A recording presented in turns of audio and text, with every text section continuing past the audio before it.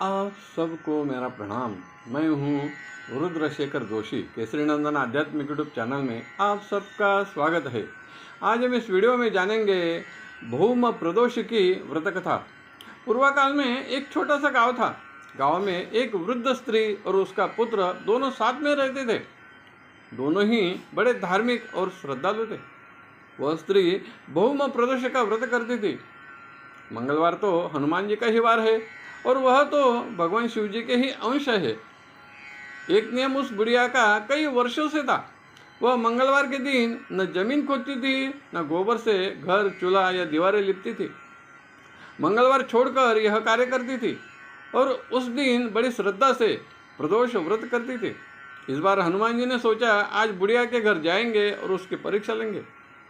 हनुमान जी ने एक साधु का रूप लिया और दोपहर के समय उस बुढ़िया के कुटिया के सामने आकर खड़े हो गए और कहा, माता जी, मुझे बड़ी भूख लगी है, जो भी है भोजन करने के लिए दे दो, मुझे भोजन करना है।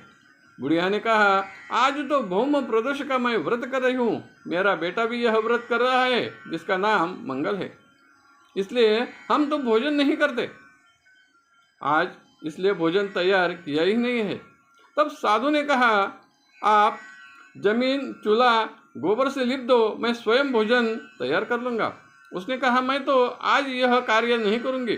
तब उन्होंने कहा, तुम्हारे बेटे को बुलाओ, उसे औंधा लेटा दो और उस पर अग्नि प्रज्वलित करो और भोजन तैयार करो और मुझे भोजन दे दो। उन्होंने हाँ कह दी और अतिथि को भोजन देना ही चाहिए, इस धर्म को निभाने के लिए उन्होंने वैसा ही किया और भोजन तैयार किया और साधु को मान सम्मान के साथ कहा, आइए भोजन तैयार है, आप भोजन करें। तब साधु ने कहा, तुम्हारे पुत्र मंगल को भी भोजन के लिए बुलाओ। तब बुढ़िया ने कहा, हे साधु जी, आपने ही तो उसके ऊपर भोजन तैयार करने के लिए कहा, तो अब वह कैसे आएगा? मैंने तो अतिथि धर्म निभाया और आपको भोजन दिया है। तब साधु ने कहा, माता जी, अब मैं मेरा धर्म निभाता हूँ, आप अपने बेटे को एक बार प्रेम से बुलाओ तो सही। उसने कहा, हे मंगल बेटे, अतिथि के साथ आप भी भोजन करने के लिए आ जाओ। और घर के अंदर से उसका बेटा मंगल आ गया। सभी ने भोजन किया। बुढ़िया ने जान लिया यह साक्षात भगवान हनुमान जी ही है। उन्होंने कहा, आप अपने मूल रूप में आ जाइए। तब हनुमान जी स्वयं प्रकट हो गए। उन्होंने दीर्घायु, सुखी और स्वास्थ्य जीवन के लिए आशीष देकर अदृश्य हो गए।